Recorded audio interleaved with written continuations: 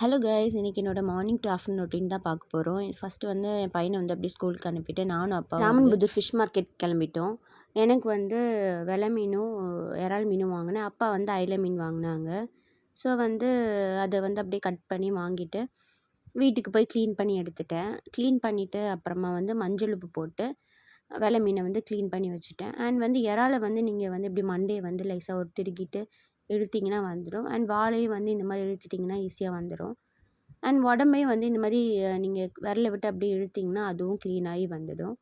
அதுக்கப்புறமா இதில் ஒரு நரம்பு இருக்கும், அதை வந்து எடுக்கிறதுக்கு நீங்கள் ஒரு டூத் பிக்கை வச்சு சென்டரில் வந்து இப்படி விட்டுட்டு இழுத்திங்கனாலே அந்த நரம்பு அப்படியே ஈஸியாக வந்துடும் வெளியே.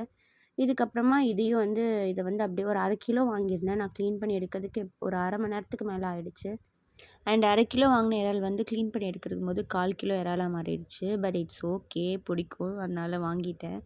அண்ட் வந்து வெலை மீன் நம்ம இப்போ வந்து மசாலாலாம் போட்டு ஃப்ரைக்கு தனியாக, குழம்புக்கு தனியாக நான் வந்து பிரித்து எடுத்து வச்சுட்டேன். இதை வந்து நான் ஃப்ரீசரில் வச்சு நாளைக்கு வந்து இதை குழம்பு வைப்பேன். குழம்பு வச்சு ஃப்ரை பண்ணிடுவேன். அண்ட் வந்து இன்றைக்கி மார்னிங் வந்து ரசம் வச்சு பையனுக்கு முட்டை ரோஸ்ட் பண்ணி கொடுத்துட்டேன் ஸ்கூலுக்கு. ஸோ எனக்கும் ஹஸ்பண்டுக்கு மட்டும்தான், அதனால் வந்து எறா தொக்கு வச்சு சாப்பிட்றலாம் அப்படின்ட்டு சொல்லி எறா தொக்குக்காக ரெடி பண்ணிகிட்ருக்கேன். அண்ட் வெங்காயத்தை வந்து நான் இந்த மாதிரி சாப்பரில் போட்டு வெங்காயம் தக்காளி கட் பண்ணும்போது ரொம்ப இந்த மாதிரி பண்ணி நம்ம கிரேவி வைக்கும்போது நல்லா கிரேவி வந்து நல்லா திக்காக வந்து நல்லாயிருக்கும் கிரேவி பண்ணுறதுக்கு. அண்ட் அந்த வெங்காயம் தக்காளி இருக்கிறதே வந்து நமக்கு தெரியாது. ஸோ நல்லாயிருக்கும், இந்த மாதிரி பண்ணி பாருங்கள்.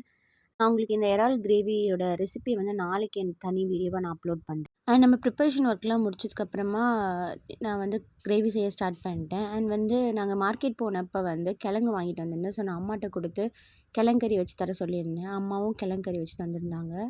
அண்ட் அதே டைமில் நமக்கு எறா கிரேவியும் ரெடி ஆகிடுச்சு. எவ்வளோ அழகாக இருக்குன்னு பாருங்கள். அதே டைமில் ஹஸ்பண்டும் வீட்டுக்கு சாப்பிட வந்துட்டாங்க. ஸோ நானும் அவரும் வந்து சேர்ந்து சாப்பிட உட்காந்துட்டோம்.